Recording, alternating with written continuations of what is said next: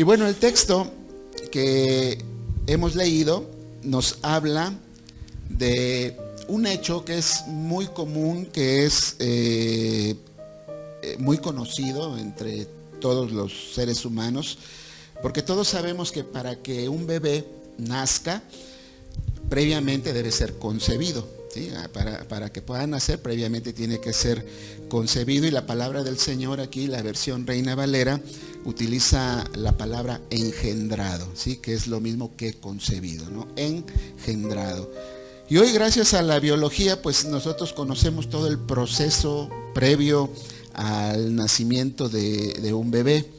Hoy esa historia, ¿verdad? Esa vieja historia de que los bebés vienen de París y que los trae la cigüeña, pues ya no nos lo creemos, porque ya tenemos hechos científicos que nos dicen cómo es que se forma un bebé, cómo es que inicia la vida de un bebé.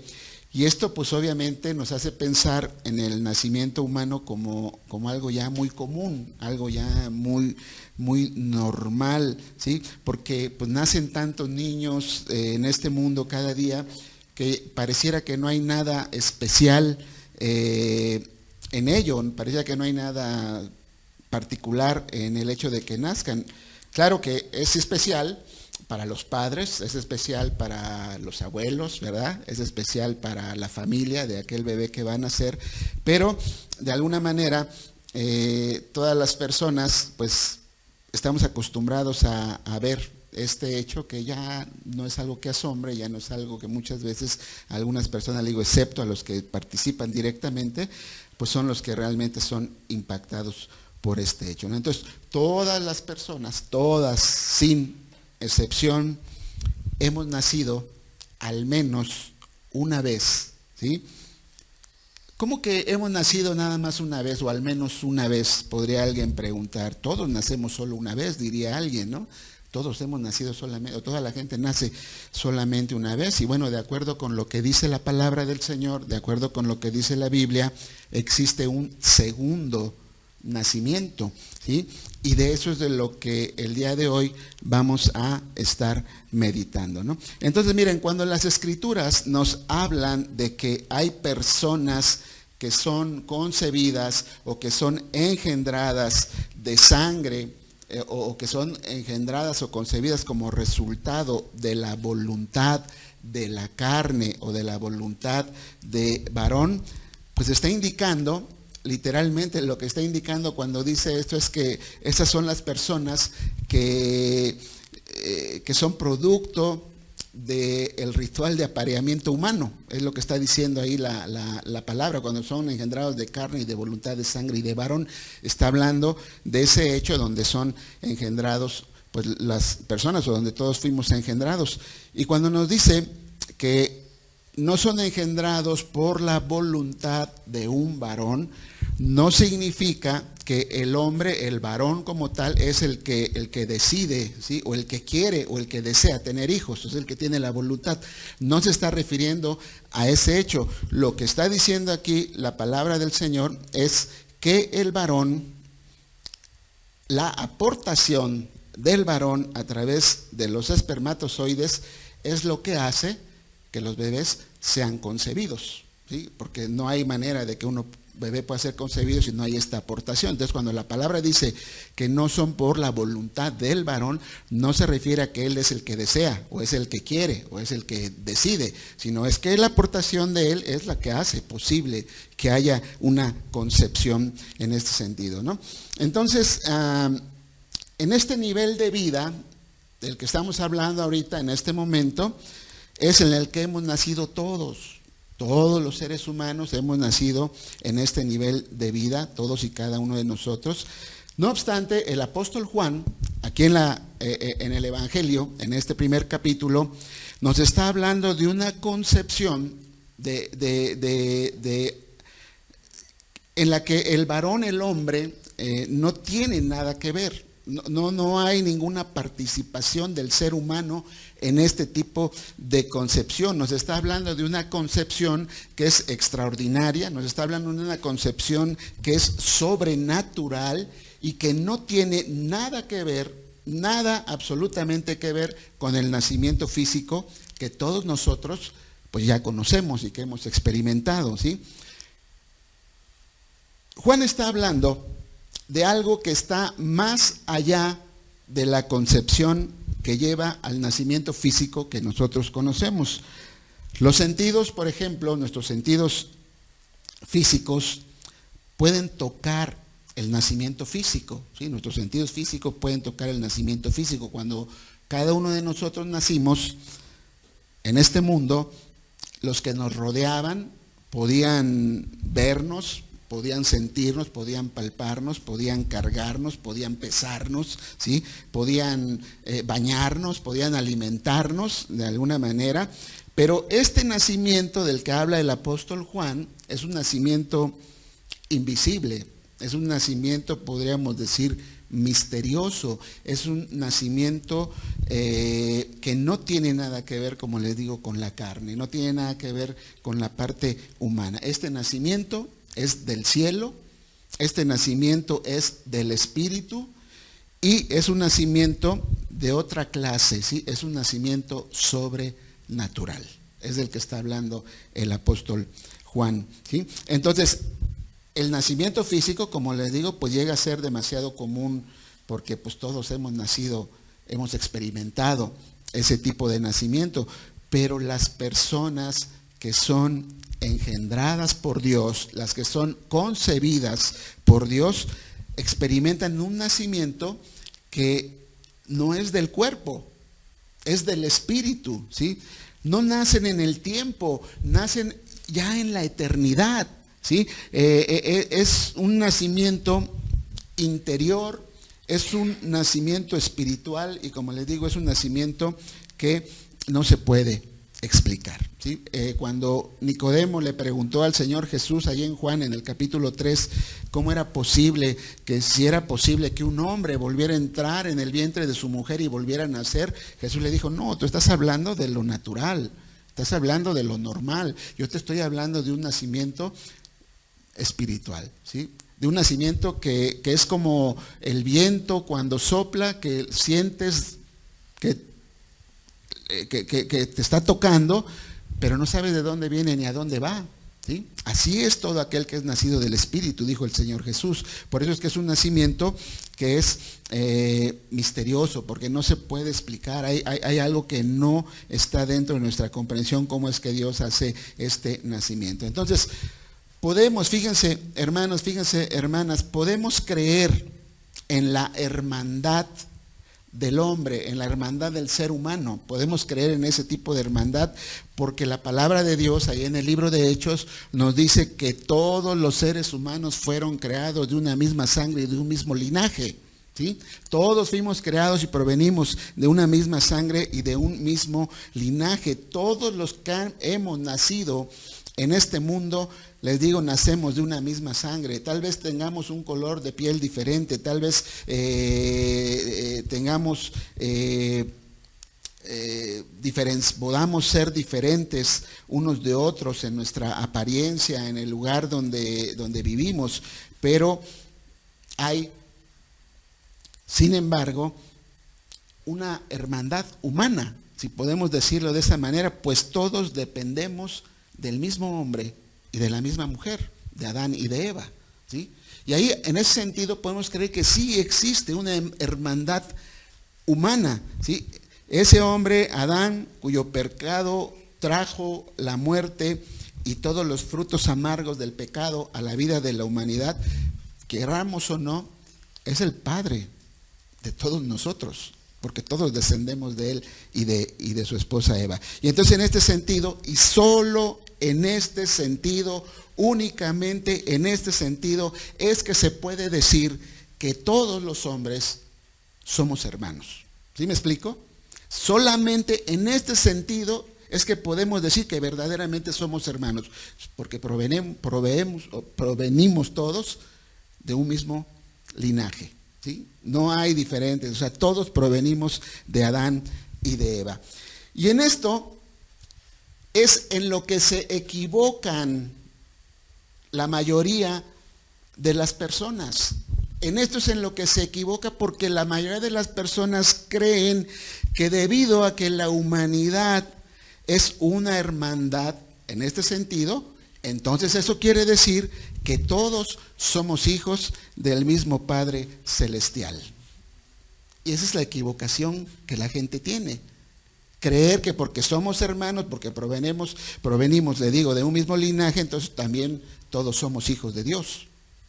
Ese es el error que toda la gente comete al pensar de esta manera prácticamente, digamos, lógica, ¿sí?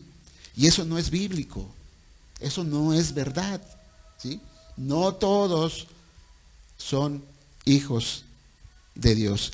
Y no lo estoy diciendo como una discriminación, no lo estoy diciendo como un sentido de superioridad, donde diga, pues yo sí soy hijo de Dios y ustedes no. O sea, no lo estoy diciendo en ese sentido, sino lo estoy diciendo como una forma de desengañar a quienes están engañados creyendo que son hijos de Dios y no lo son, porque hay peligro en eso, ¿sí?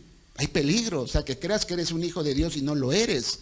Entonces, es necesario decirlo y lo digo como una manera de desengañarte y para mostrarte también que puedes llegar a ser también un hijo de Dios, ¿sí? O sea, en ese sentido es que lo estoy diciendo, no como una discriminación, no como un acto de superioridad, sino como una manera de mostrarte que Dios quiere que seas su hijo, que Dios quiere que formes parte de su familia. Él desea engendrarte, Él desea concebirte como una nueva criatura. Y Él desea ser tu Padre Celestial, ¿sí? Y como un padre, encargarse de ti, encargarse de tus necesidades, encargarse de Él ser tu proveedor, encargarse de ser Él tu maestro, de ser tu protector. En fin, lo que Él desea es ser todo y más de lo que un padre terrenal es en este mundo, ¿sí? O sea, eso es lo que Dios quiere, ser todo lo que un padre es en este mundo, pero mucho más. ¿Sí? Es ser un padre totalmente perfecto. ¿Sí? Podemos o pudimos haber tenido padres ejemplares, padres que cumplieron cabalmente con su misión o están cumpliendo cabalmente con su misión como padres terrenales, pero el Padre Celestial es todavía mucho mejor que cualquier padre terrenal, ¿sí? Él va a cumplir todavía muchas más cosas que los padres terrenales no pueden cumplir, que no pueden hacer. Entonces, Él quiere ser todo esto para todos y cada uno de nosotros. Pero para que esto se haga realidad en ti o en cualquier persona, debe ser concebido y debes nacer de nuevo, ¿sí? No hay otra manera de que esto pueda suceder. Entonces, fíjense, este nuevo nacimiento es un nacimiento, como lo he comentado ya, es un nacimiento sobrenatural que nos proporciona también un privilegio especial, mas a todos los que le recibieron y a los que creen en su nombre, les dio potestad de ser hechos hijos de Dios. Ser hijo de Dios es un don.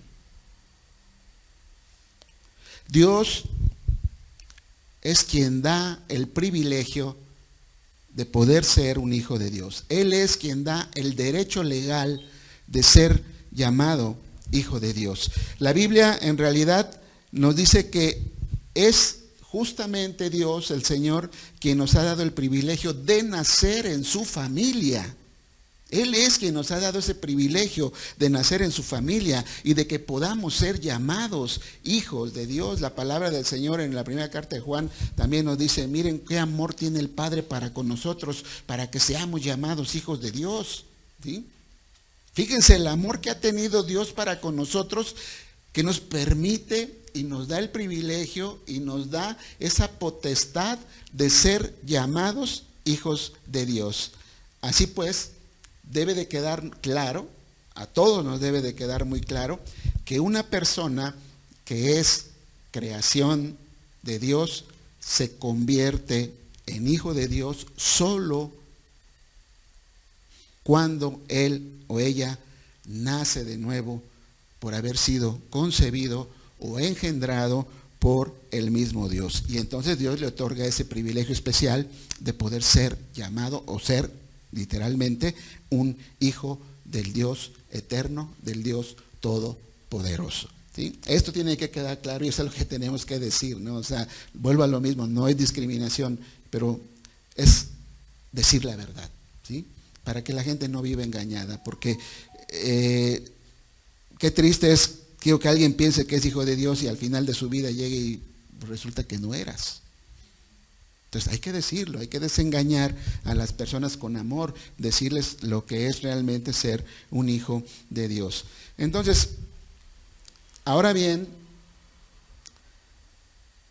¿cómo se recibe ese privilegio?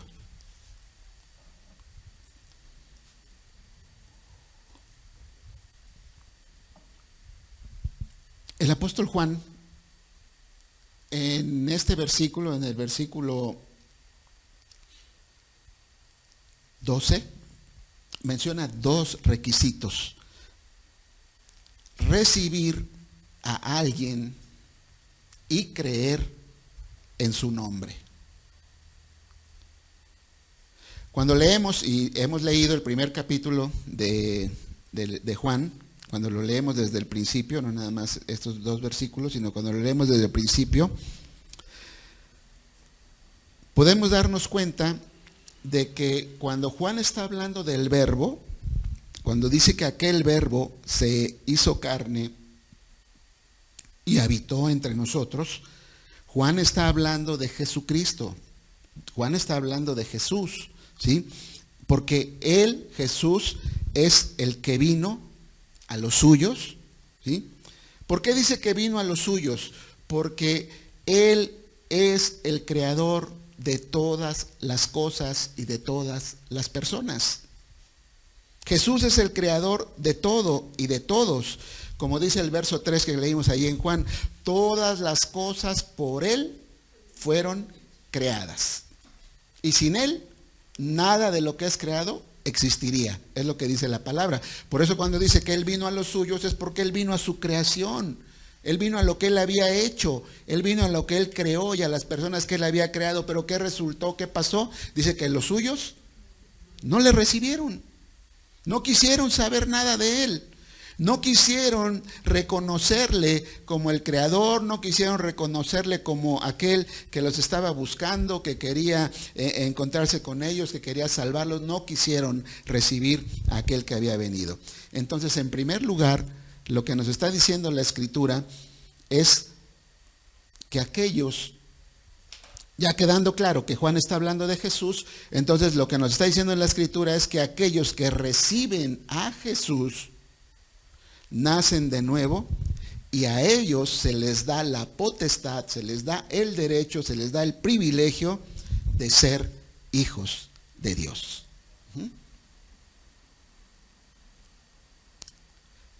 Pero fíjese bien cómo lo dice la palabra del Señor: a los que le recibieron, a los que creen en su nombre. No se puede recibir a Jesús si no se cree en él. No se puede recibir al Señor Jesús si una persona no cree en él. Primero, el primer requisito para poder recibirlo es creer en él. Por eso el texto dice: a los que le recibieron, a los que creen en su nombre. Es decir, el recibir a Cristo, el recibir a Jesús es la consecuencia de creer. Primero se tiene que creer en él y como consecuencia viene que uno lo recibe, ¿sí? Ahora bien, fíjense, ¿qué significa creer en el nombre? Como dice aquí, en su nombre, ¿qué significa creer en el Señor Jesucristo? Porque ese es el problema que todo mundo tiene. Porque uno le dice: ¿tú crees en Dios? Sí, creo en Dios. ¿Crees en Jesús? Sí, creo en Jesús. Pero ¿qué significa realmente creer en Jesús? ¿Qué significa realmente creer en su nombre? ¿Sí? Creer en Jesús, fíjense, mis hermanos, mis hermanas, no es como cuando la gente dice que cree que hay vida extraterrestre. ¿Sí me explico?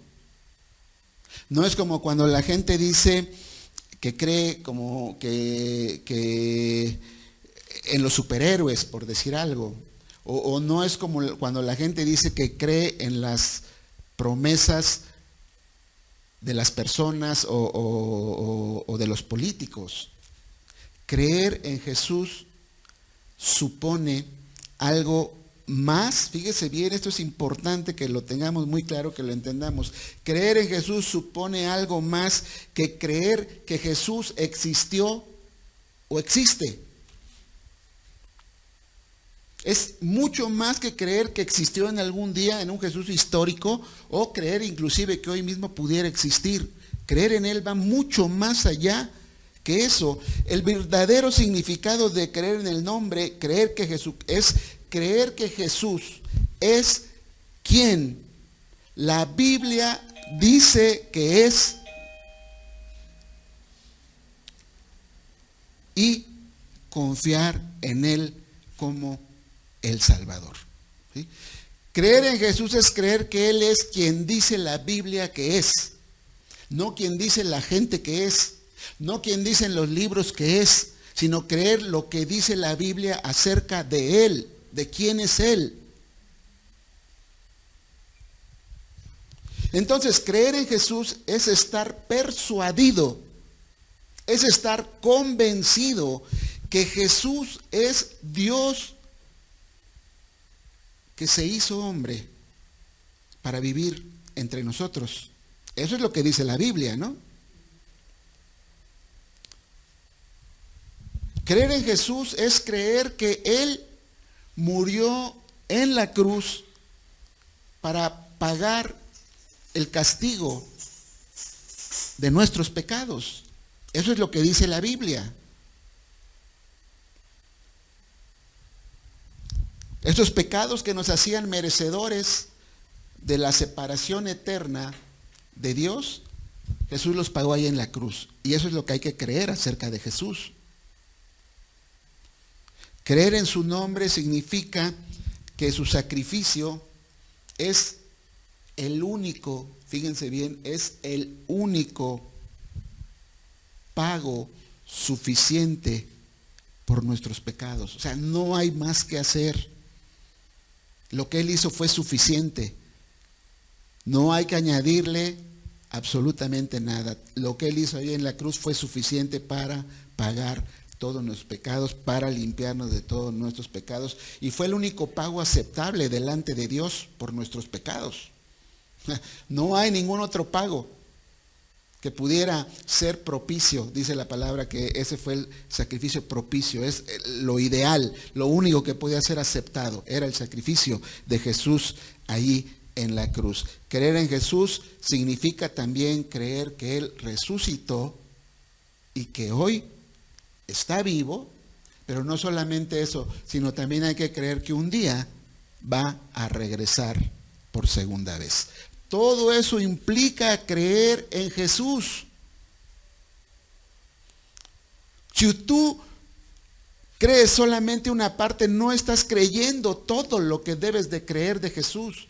Y si nosotros publicamos solamente parte de esto, no estamos hablando del evangelio completo. Y por eso la gente no puede creer realmente, porque nosotros mismos no publicamos un evangelio completo, solamente creen en Jesús que murió en la cruz y lo demás. Cuando dice la palabra, los que creen en su nombre son los que creen todas estas cosas.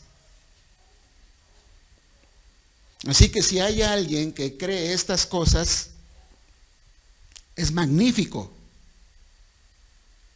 Esto es grandioso, ¿sí? No obstante, fíjate, todavía esto no es todo, porque creer en los hechos, porque estos son hechos, es algo que ya sucedió, es una realidad, son hechos que están ahí. Creer en los hechos es solamente parte de esta ecuación que significa creer en Jesús. La fe o creencia bíblica es mucho más que creer que ciertas cosas son verdaderas. Va mucho más allá de creer solamente que es verdad. La fe bíblica y la fe salvadora también significa y es aquella que confía. es aquella que se apoya, es aquella que descansa en estos hechos. ¿Sí me explico? No solamente es que creo que son verdad, sino que los acepto, confío en ellos, me apoyo en ellos y descanso en todos ellos. Esta es la parte que falta al creer en el Señor Jesucristo, ¿no? Y fíjese, yo hablo mucho de esta ilustración cuando hablo acerca de creer, de qué es lo que significa creer. Y probablemente ustedes han escuchado esta ilustración de mi parte, pero en una ocasión había un hombre malabarista que iba a cruzar un río de un lado a otro. Y entonces un hombre, o la gente, pues obviamente a ambos lados del río, pues están aplaudiendo, ¿no? Cuando el hombre sale, ahí va, ¿no? En la cuerda floja, y va caminando, y ya saben, ¿no? La tensión y todo lo que pasa mientras está ahí, ¡ay! Cuando ya se medio, ¿no? Cuando llega al otro lado, pues obviamente la gente le aplaude. Y llega alguien y le dice, bravo, bravo, yo sabía que tú lo podías hacer, eres mi héroe. De veras, o sea, yo sabía que tú lo podías hacer. Y le dice a aquel hombre, ¿de veras crees que lo puedes? Sí, claro, dice, pues tú eres especial, ¿no, hombre? Dice, es más, dice aquel, se atreve a decir, es más, yo creo que si tú quisieras, puedes volver al otro lado sin ningún problema. Y aquel dice, ¿de veras lo crees? Sí, claro, o sea, claro que lo creo, por supuesto, si lo pudiste hacer una vez, lo puedes hacer otra vez. ¿Pero de veras lo crees? Sí, lo creo. ¿De veras lo crees? Sí, o sea, de veras lo creo. Le dice, súbete a mi espalda y vamos a cruzar. No, espérate. No, espérate, o sea, eso es creer en Jesús.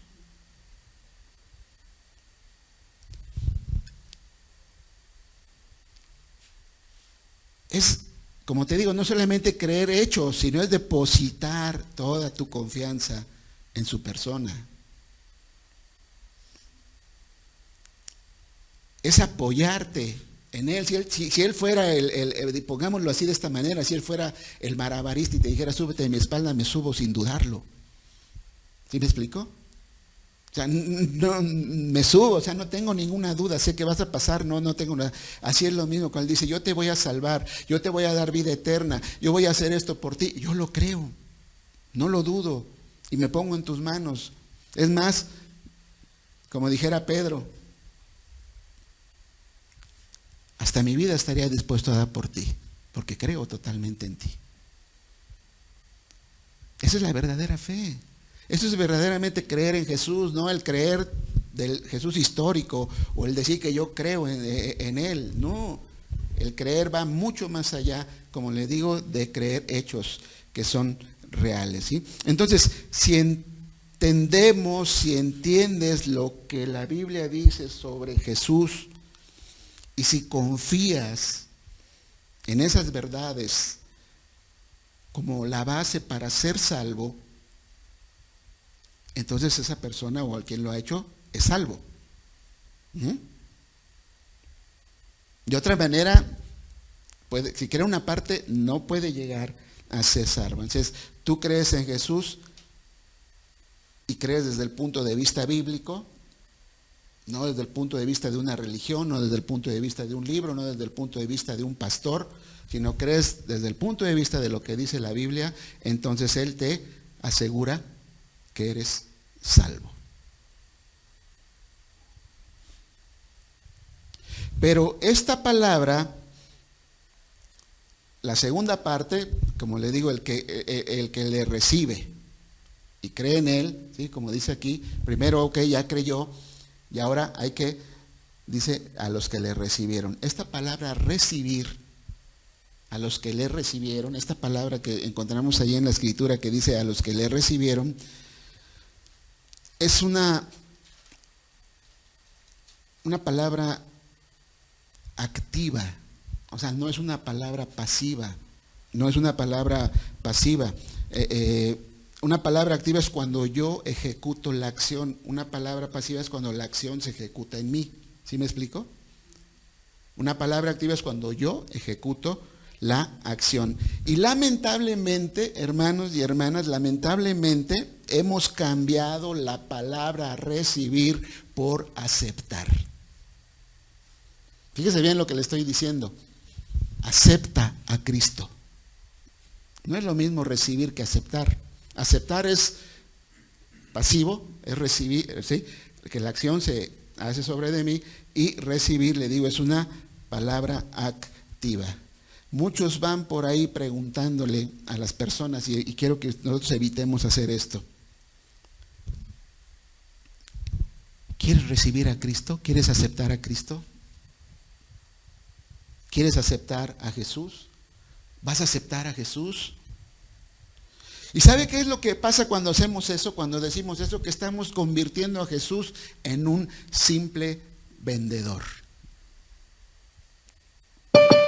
Porque lo que estamos haciendo es presentarlo como si Él estuviera a la puerta esperando para ver si alguien lo quiere favorecer o no. Aunque nosotros somos los que necesitamos desesperadamente de lo que Él tiene para ofrecernos, este tipo de palabra pareciera que Él está allí esperando que nosotros de manera soberana decidamos si lo vamos a aceptar o no. Hay que tener cuidado con esto, hermanos. Nosotros no aceptamos a Jesús, Él es quien nos acepta a nosotros.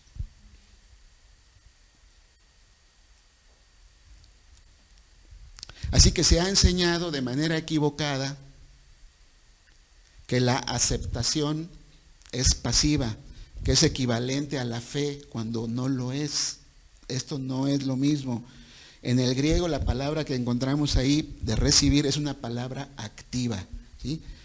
Y puede usted o cualquier persona puede acudir a cualquiera de las traducciones más actuales y va a encontrar que la idea que transmiten claramente, la idea cuando dice recibir es la idea de tomar, es decir, agarrar. A todos, lo que está diciendo es a todos los que lo tomaron, ¿sí? A todos los que lo tomaron, a todos los que lo abrazaron, a todos los que lo agarraron, es lo que está diciendo la palabra. Es una acción que yo estoy haciendo. A todos los que lo tomaron les dio el derecho de ser hechos hijos de Dios. Y esto es un acto agresivo de toda la personalidad. Es tomar en vez de aceptar. ¿Es lo mismo? Es tomar en lugar de aceptar. Ya sea usted, hermano, hermana, laico, o sea alguien que enseña la palabra, alguien que predica, o alguien que, le digo, predica el evangelio, hay que tomar en cuenta esto, hay que tomar nota de esto. Recibir al Señor Jesús como Salvador es un acto de toda la personalidad. Es un acto que incluye el intelecto, las emociones y la voluntad. ¿Sí?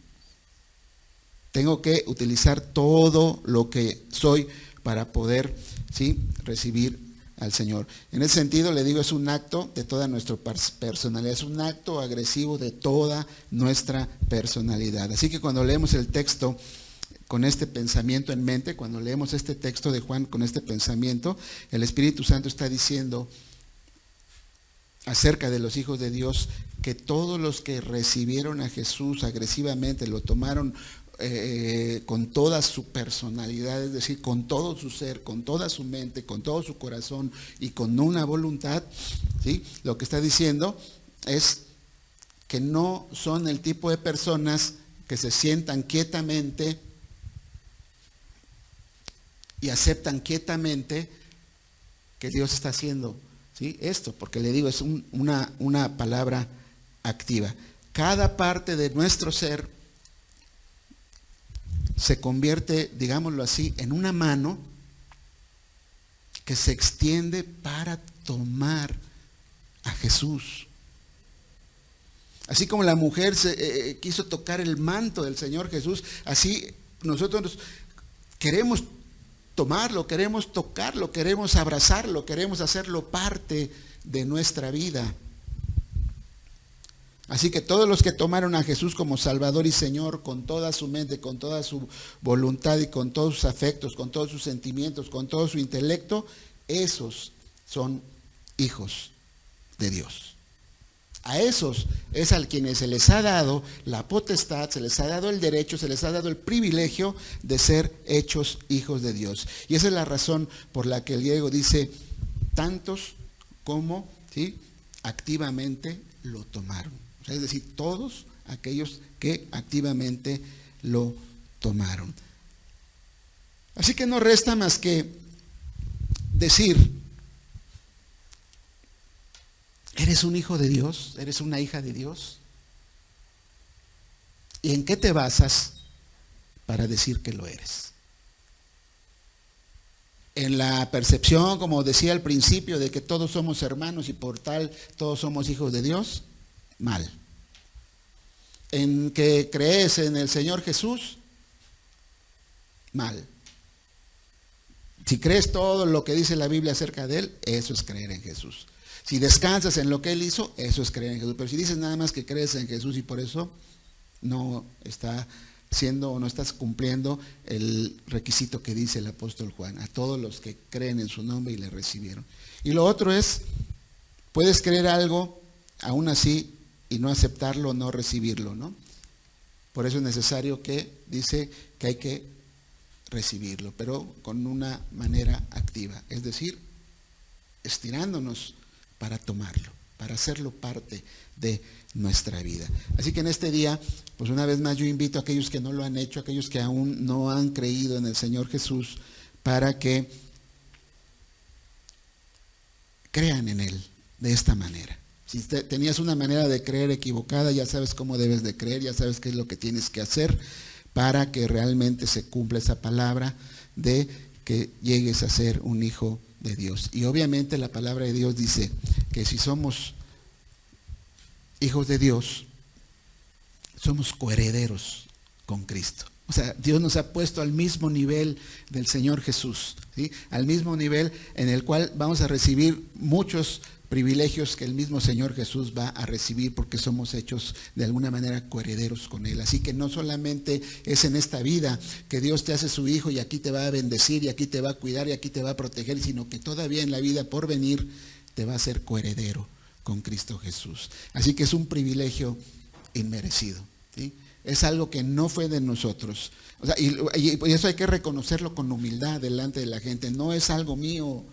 No lo logré, yo no lo hice, no fue por mis méritos, esto fue un don de Dios.